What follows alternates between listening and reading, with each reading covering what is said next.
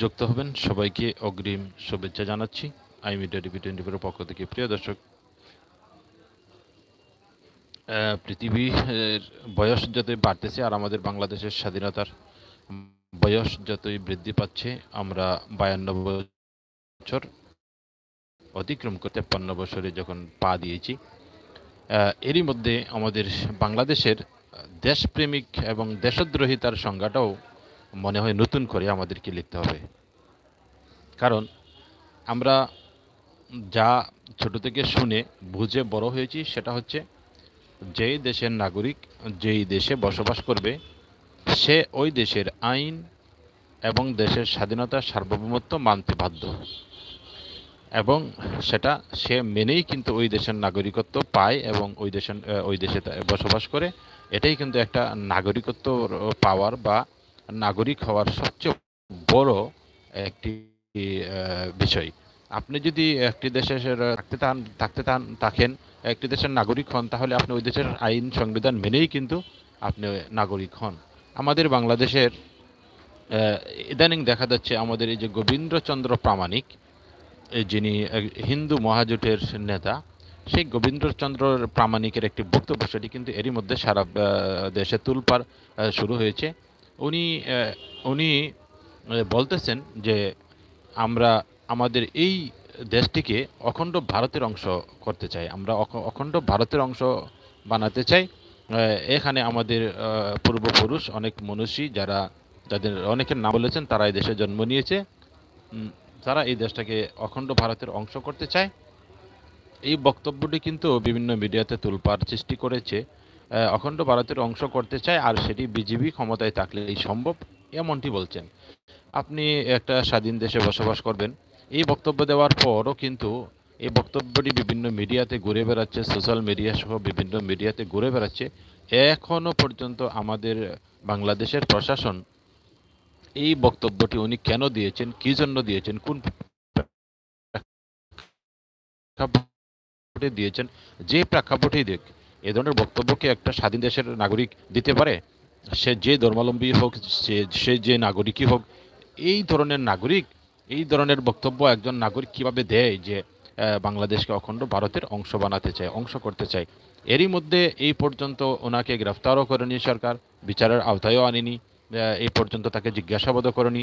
তাহলে এটা আমরা কোন ধরনের দেশে বসবাস করতেছি? একজন মানুষ ডাইরেক্ট রাষ্ট্রদ্রোহিতা করে যাচ্ছে, রাষ্ট্রদ্রোহিতার সামিল। উনি বলতেছে যে আমরা এই দেশটাকে ভারতের অংশ করতে চাই, অখণ্ড ভারতের অংশ করতে চাই, সেই দোয়া করতেছেন, সেই প্রার্থনা করতেছেন। সেই ভিডিও প্রকাশ হওয়ার পর এখনো পর্যন্ত তার বিরুদ্ধে কোনো ব্যবস্থা নেওয়া হচ্ছে না। আপনারা জানেন কিছুদিন আগে নির্বাচন হয়েছে, সেই নির্বাচনেও অনেক প্রার্থী তারা বলেছে যে আমি ভারতের প্রার্থী হয়ে এসেছি, আমি হারার জন্য আসিনি। মানে কি, আপনি একটা স্বাধীন দেশে নির্বাচন করবেন, আপনি স্বাধীন দেশের নাগরিক হয়ে আসবেন, কিন্তু আপনি ভারতের প্রার্থী হয়ে নির্বাচনে আসছেন। এই রকম কিন্তু অনেক কথা বিভিন্ন সময় আমাদের বিভিন্ন লোকেরা বলে যাচ্ছেন। তাদেরকে কোনো ব্যবস্থা নেওয়া হচ্ছে না, তাদেরকে গ্রেফতার করা হচ্ছে না, বিচারের আওতায় আনা হচ্ছে না। রাষ্ট্রদ্রোহিতার সাজা তো আমরা জানি, সর্বোচ্চ যাবজ্জীবন হয়, ফাঁসি পর্যন্ত হয় রাষ্ট্রদ্রোহিতার জন্য, কিন্তু এখানে তা গ্রেফতারও করা হচ্ছে না, তাদেরকে জিজ্ঞাসাবাদও করা হচ্ছে না যে এই যে দেশদ্রোহিতার বক্তব্য, বারবার স্বাধীনতা বিরোধী, দেশ বিরোধী, সংবিধান বিরোধী এই ধরনের বক্তব্য দিচ্ছেন, তাদের মধ্য থেকে, তাদের কাছ থেকে অন্যরা উৎসাহিত হয়ে এই ধরনের স্বাধীনতা বিরোধী বক্তব্য দিতে পারে, তখন দেশ কিন্তু একটা দেশের মধ্যে স্বাধীনতা বিরোধীর সংখ্যা বেড়ে যাবে। কিন্তু একজন শিক্ষিত মানুষ হয়ে, সচেতন মানুষ হয়ে এ ধরনের বক্তব্য কিভাবে দেন? এটা নিয়ে কিন্তু এখনো পর্যন্ত একের পর এক যারা স্বাধীনতা বিরোধী, দেশ বিরোধী বারবার বক্তব্য দিয়ে যাচ্ছেন বুক ফুলিয়ে, এবং সরকার তাদেরকে কিছুই করছে না, জিজ্ঞাসাবাদ করতেছে না, আইনের আওতায় আনতেছে না। তাতে করে তো মনে হচ্ছে যে তারা দেশের গর্বিত নাগরিক, স্বাধীনতা বিরোধী বক্তব্য দিয়ে তারা দেশের গর্বিত নাগরিক, এবং তারা তারা এই দেশের অনেক কিছু, অনেক সরকার থেকেও অনেক বড় কিছু হয়ে গেছে, এমনটাই তো মনে হচ্ছে। কারণ সরকার থেকে বড় কোনো কিছু না হলে তারা এই যে ভারতের দাদার আশীর্বাদ নিয়ে তারা কত স্বাধীনতা বিরোধী ষড়যন্ত্র করেই যাচ্ছে, মুখে বলেও যাচ্ছে। এবং আমাদের দেশের সাবেক একজন মন্ত্রী বলেছিলেন, আমরা ভারতকে বলে এসেছি আমাদেরকে যে কোনোভাবেই ক্ষমতায় রাখতে হবে। আমাদেরকে যেন ক্ষমতায় রাখে, ভারত সরকারকে বলে এসেছি। মানে এই যে আমাদের মন্ত্রীরা, আমাদের দেশের এই নাগরিকরা, আমাদের দেশের নেতা ফেতা খেতা, তারা ভারতের যে তুষামোদী, সেখানে একটা রাষ্ট্র হিসাবে, এই এই দেশের নাগরিক হিসাবে আমরা বড় লজ্জিত, আমরা বড় শর্মিত। কেন? দেশটা যদি স্বাধীন না হতো সে অন্য অন্য বিষয় ছিল। 47-এর আগে যদি পাকিস্তান আলাদা না হতো, ভারতবর্ষ একসাথে থাকতো, সেটা একটা বিষয় ছিল। কিন্তু এখানে স্বাধীন হওয়ার পর আমি দেশের স্বাধীন নাগরিক হিসেবে রাষ্ট্রের সুযোগ সুবিধা ভোগ করব, রাষ্ট্রের সব কিছু আমি ভোগ করব, রাষ্ট্রে আমি বসবাস করব, রাষ্ট্রের সংবিধান মানব না, আইন মানব না, দেশের স্বাধীনতা মানব না। স্বাধীনতার বিরুদ্ধে এই ধরনের বক্তব্য দিয়ে যাচ্ছে তারা। তারপরেও তাদের বিরুদ্ধে কোনো আইনানুগ ব্যবস্থা নেওয়া হচ্ছে না, তাদেরকে গ্রেফতার করা হচ্ছে না। কিন্তু এবং আমরা জানি যে মানবতা বিরোধী অপরাধ ট্রাইব্যুনাল, যারা 71-এর সময় আমাদের মুক্তিযুদ্ধের বিরোধিতা করেছে, তাদেরকে ওই ট্রাইব্যুনালে কিন্তু শাস্তি দেওয়া হয়েছে। এবং যাদের বিরুদ্ধে সাক্ষী পাওয়া যায়নি তাদেরকেও বিভিন্নভাবে বিভিন্ন সাক্ষী, ভুয়া সাক্ষীর মাধ্যমে বিভিন্ন বই পুস্তকে, বিভিন্ন পত্রিকায় কী রিপোর্ট ছিল এগুলা এনে তারপরে তারা শাস্তি দিয়েছে। তাহলে আজকে যারা প্রকাশ্যে বলতেছে যে আমরা বাংলাদেশকে ভারতের অখণ্ড ভারতের অংশ বানাতে চাই, অংশ করতে চাই, এই এদেরকে কেন এখনো গ্রেফতার করা হচ্ছে না? তাহলে এটা কোন ধরনের দেশপ্রেম? এটা কোন ধরনের দেশপ্রেম? এটাই তো আমি বুঝতেছি না, এদেরকে এখনো গ্রেফতার করা হচ্ছে না কেন? প্রকাশ্যে যারা বলতেছে আমি ইন্ডিয়ার প্রার্থী হয়ে নির্বাচনে এসেছি, এবং আমি যারা প্রকাশ্যে, এই যে গোবিন্দচন্দ্র প্রামাণিক, উনি বলতেছেন যে আমরা বাংলাদেশকে ভারতের অংশ করতে চাই, হ্যাঁ বিজেপির দ্বারাই এটা সম্ভব, এই ধরনের বক্তব্য দিয়ে যাচ্ছেন প্রকাশ্যে। তারপরেও তাদের বিরুদ্ধে কোনো ব্যবস্থা নেওয়া হচ্ছে না, তাদেরকে গ্রেফতার করা হতেছে না। আমার এই বিষয়টা আমাদের খুব কষ্ট লাগতেছে যে আমরা কোন দেশে বসবাস করি? আমাদের দেশে কোনো সরকার নেই? আমাদের দেশে কি কোনো সরকার নেই? একের পর এক এটা কোন ধরনের কাজ সরকারের? তাদেরকে কেন এখনো জবাবদিহিতার আওতায় আনতেছে না? তারপর দেখুন উনি কি বলেছেন, আমি কি সত্য বলতেছি না না মিথ্যা বলতেছি? মানিককে আপনাদেরকে আরো একবার একটু মনে করিয়ে দেই, এই বক্তব্যটা একটু শোনেন। এই ভূমি আমাদের বর্তমান যে বাংলা ভূমি, এই বাংলা একটা পবিত্র ভূমি। এখানে অনুকূল ঠাকুর, হরি ঠাকুর, জগৎবন্ধু, বালকবংশ, রাম ঠাকুর, দুর্গা প্রসন্ন, সমস্ত মহাপুরুষদের পবিত্র ভূমি এখানে। তো সেই জায়গাটুকু আমরা ছেড়ে যেতে চাই না। এই জায়গা যেন আগামী দিনে অখণ্ড ভারতের একটি অংশ হতে পারে, সেই জন্য আমাদের প্রার্থনা, এবং সেই প্রার্থনাটা পূরণ করতে পারে বিজেপি গভর্নমেন্ট।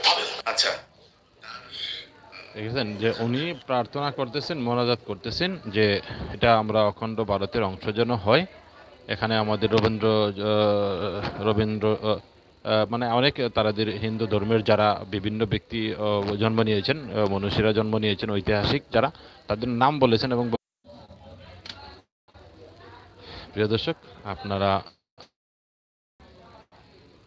আপনারা অবশ্যই দেখেছেন যে গোবিন্দচন্দ্র প্রামাণিক যে কথা বলেছে যে এটা অখণ্ড ভারতের অংশ করতে চাই, এই বক্তব্যটি যখন প্রকাশ হয়েছে, সেই বক্তব্যটি যখন বিভিন্ন সোশ্যাল মিডিয়াতে ঘুরে বেড়াচ্ছে, তখন কিন্তু সরকারের উচিত তাকে আইনের আওতায় নিয়ে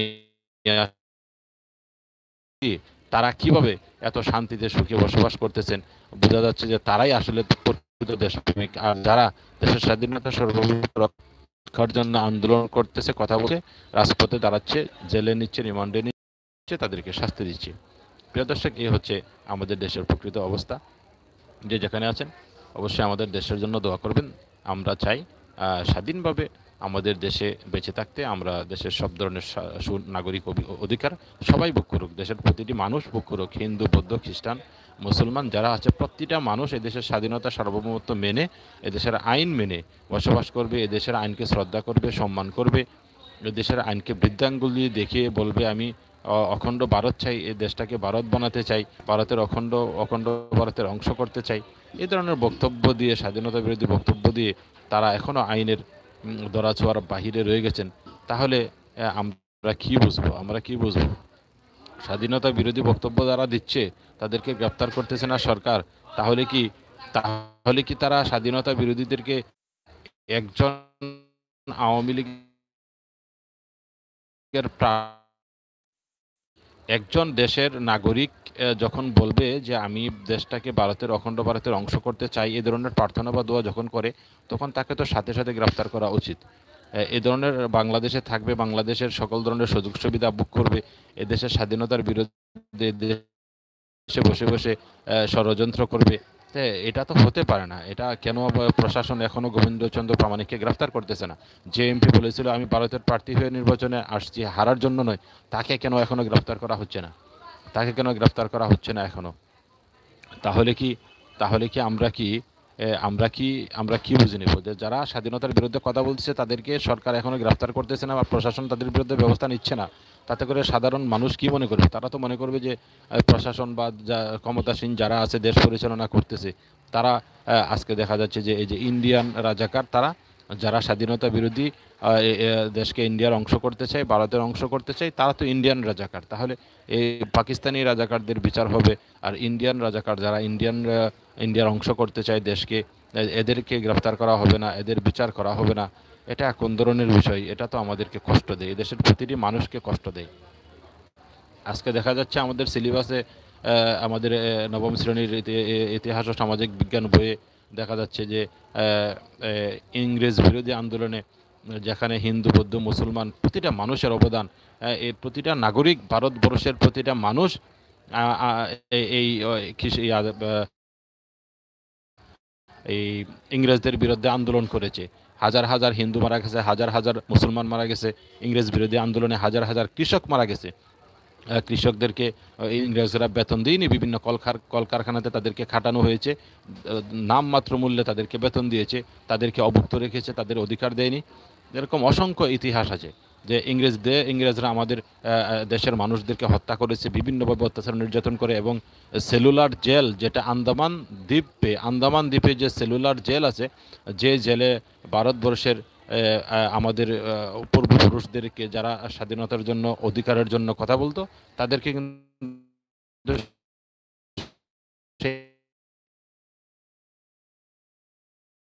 সেলুলার জেলখানায় নিয়ে তাদেরকে ওইখানে শাস্তি দিত।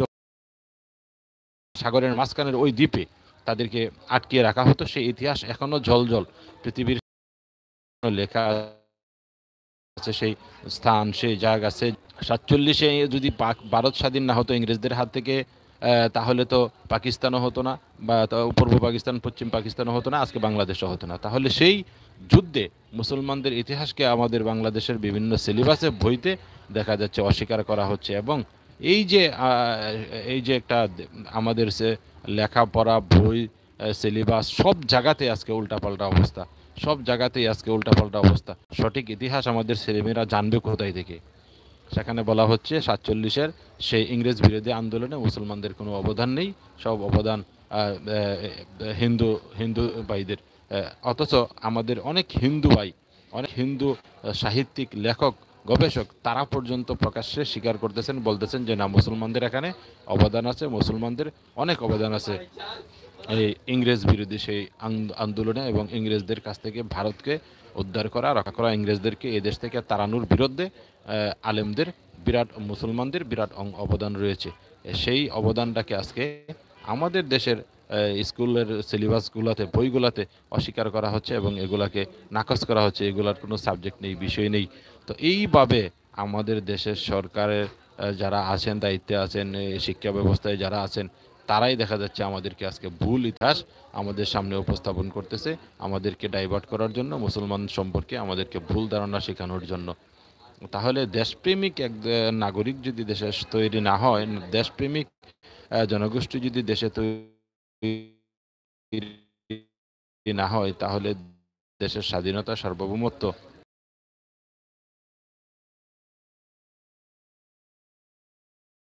ব্যক্তিরা করতেই থাকবেন। আর দেশপ্রেমিক মানুষের অভাব যখন একেবারে কমতে কমতে আরও কমে যাবে, তখন আমাদের স্বাধীনতাটা আসলে অরক্ষিত হয়ে যাবে, আমরা আসলে অরক্ষিত হয়ে যাব এই ষড়যন্ত্রকারীদের কাছে। ভালো থাকুন যে যেখান থেকে দেখেছেন।